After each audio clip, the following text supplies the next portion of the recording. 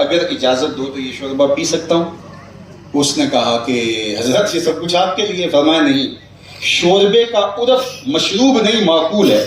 یعنی جو صاحب دعوت شوربہ رکھتا ہے یہ بطور سالن رکھتا ہے، بطور مشروب پینے کے لیے نہیں رکھتا. تو میں چونکہ عرف سے ہٹنے لگا ہوں تو مجھے آپ سے اجازت لینا ہوگا، کیونکہ اگر میرے دیکھا دیکھی سب عرف سے ہٹ جائے تو شوربہ تو اس حساب سے تیار ہی نہیں ہوتا. تو اس لیے آپ کو شرمندگی ہوگی. اللہ اکبر. میں اور آپ اپنے رویے دیکھیں، اپنا طرز زندگی دیکھیں. ہمارے بزرگ جن کا آج نام ہے ان کی احتیاطیں دیکھیں.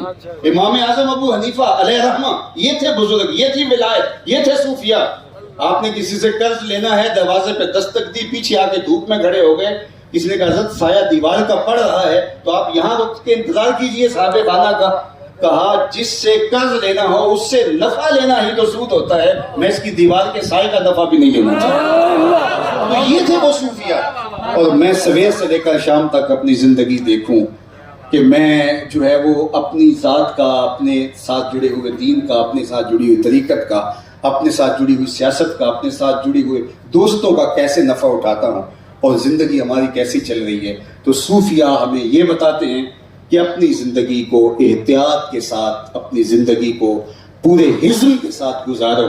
یہ تمہاری خاموشی جب مؤثر ہو جائے گی تو پھر تمہاری تقریر بھی مؤثر ہو جائے گی. اس لیے وہی بات جہاں سے شروع ہوئی بات وہاں آ کے ختم ہوتی ہے کہ جس شخص کی خاموشی نفع نہیں دیتی اس کی تقریر بھی نفع نہیں دیتی. ہمارے بزرگوں کی خاموشیوں نے تبلیغ کی ہے اور ہماری تقریریں بے اثر ہو کے رہ گئی ہیں.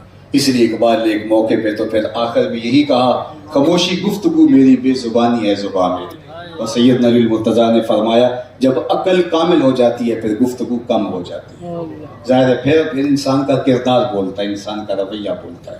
اور ہمارے اسلاف نے یہی کیا اور ان کی نظریں اٹھیں اور 90 لاکھ کافروں کو کلمہ توحید پڑھا دیا. اور ہماری چینلوں پہ پھیلی ہوئی اور مختلف ذرائع سے پھیلی ہوئی تقریریں کانوں کے تلذذ کے علاوہ کچھ باقی نہ بچا.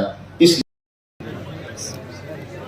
پیر طریقت، پیر شریعت جناب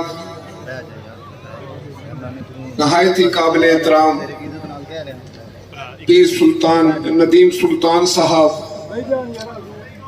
سٹیج پر موجود تمام علماء کرام، مشائخ حضرات، جناب چودھری محمد یاسین صاحب جو کشمیر سے تشریف لائے، جناب مہتاب خان صاحب، جناب شوکت عزیز بھٹی صاحب، اور آج کے ہمارے علامہ صاحب نے، پیر صاحب مصطفی صاحب نے جس خوبصورت انداز سے یہ بیان فرمایا، اور ہم سب لوگ آج اس پاکیزہ محفل میں، اس بابرکت محفل میں حاضر ہوئے ہیں. اور سچ بات تو یہ ہے کہ پیر صاحب ندیم سلطان صاحب کا ایک بہت اعلیٰ کردار رہا، نہ صرف ہمارے علاقے میں لوگوں کی کردار سازی میں، لوگوں کو صحیح راستے پہ ڈالنے کے لیے، اللہ کا پیغام ان تک پہنچانے کے لیے صوفیاء کرام کی جو ہے وہ ہدایات اور ان کا کردار ان کے سامنے رکھنے پر میں سمجھتا ہوں کہ پیر ندیم سلطان صاحب اور ان کے والد گرامی اور پھر جو حق بہو سرکار ہے، ان کا ایک بہت بڑا کردار ہے. اور میں سمجھتا ہوں کہ آج ہم سب لوگ ان کو خراج عقیدت پیش کرنے کے لیے یہاں پر حاضر ہوئے ہیں. دوستوں اور بزرگوں، میں تو کوئی عالم نہیں ہوں، ایک سیاسی ورکر ہوں، لیکن ایک بات حقیقت ہے کہ صوفیاء کے پیغام کو اگر میں ایک لفظ میں بیان کروں تو وہ لفظ محبت، اور وہ محبت فاتح عالم. محبت ہی وہ جذبہ ہے جو تمام جذبوں سے زیادہ زبردست جذبہ ہے، اور اس کے مقابلے میں نفرت جو ہے وہ بہت کمزور جذبہ ہے. مثبت جذبہ جو ہے وہ محبت ہے.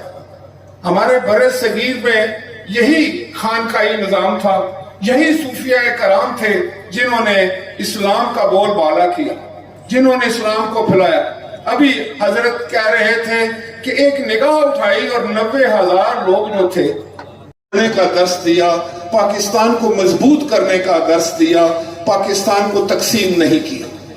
تو یہ محبت کا نظام ہے۔ اور پیر ندیم سلطان صاحب نے تو یہ پیغام صرف یہاں نہیں دیتے، یہ پوری دنیا میں دیتے۔ اور میں سمجھتا ہوں کہ اللہ تعالیٰ نے ان کو ایک بہت خوبصورت شخصیت عطا فرمائی۔ جب یہ بات کرتے ہیں تو وہ دل میں اتر جاتی ہے۔ شاید ان کے پیچھے بہت بڑا ٹرانسفارمر ہے، آپ کو پتہ ہے، جہاں سے ان کو طاقت ملتی ہے۔ تو یہ وہ لائٹ جو اس ٹرانسفارمر سے حاصل کرتے ہیں، پھر ہم جیسے دنیا داروں اور گناہ گاروں کو بھی مل جاتی ہے۔ تو آج تو میں اور آپ سب لوگ یہاں سے کوئی اپنی جھولی بھرنے کے لیے آئے ہیں، یہاں سے دعاؤں کی قبولیت کے لیے آئے ہیں۔ اور میری یہ درخواست ہے قبلہ پیر صاحب کو کہ آج، اور ہمارے تمام علماء کرام کو اور پیران مشائخ العظام کو، کہ آج ہمیں جس میسج کی ضرورت ہے، آپ سے زیادہ خوبصورتی کے ساتھ، آپ کے زیادہ میں سمجھتا ہوں کہ وہ پر اثر میسج کوئی اور نہیں دے سکتا۔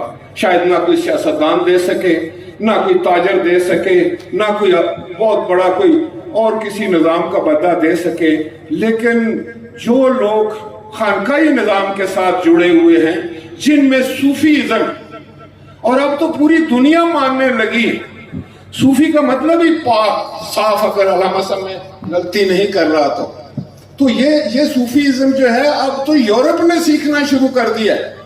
لیکن میں آج سمجھ چکا ہوں یہاں آنے کے بعد کہ وہ اگر سمجھ بھی گئے تو شاید استدراج پر پہنچیں گے، جیسے ابھی ہمیں ہمارے عظیم اس ہستی نے مصطفی صاحب نے فرمایا۔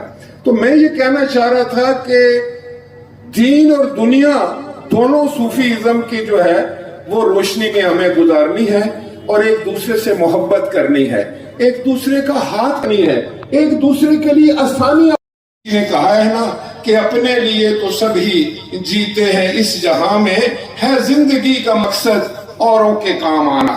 میں ایک دفعہ پھر قبلہ پیر صاحب کا مشکور اور ممنون کہ انہوں نے اور میرے دوستوں کو یہاں کی دعوت دی، اور میری یہ دعا اسی طرح پھلتا پھولتا رہے اور یہاں سے لوگ اپنی مرادیں جو ہے وہ پوری کرتے رہیں۔ آپ کا بہت شکریہ، آپ کی بہت مہربانی۔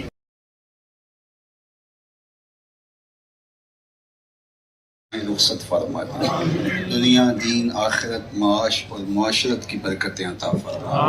اللہ جتنے لوگ تشریف لائے واپس گھروں میں پہنچنے سے قبل اس اجتماع دور کی برکتیں سب کے گھروں تک پہنچا دے۔ حضرت پیر صاحب کا فیضان مزید فراواں کرتے، اللہ اس خانوادہ کی برکتوں کو مزید عام فرما دے۔ اپنا خاص کرم فضل میرے وطن عزیز کے شامل حال فرما، میرے ملک کو امن کے سویرے عطا کر دے، یہاں دہشت گردی کے سلگتے الاؤ ہمیشہ کے لیے ٹھنڈے کر دے، امن کی بہاریں پیدا فرما، اس وطن کو معیشت کا جمال، معاشرت کا حسن اور سیاسی استحکام عطا کیا جائے۔ اللہ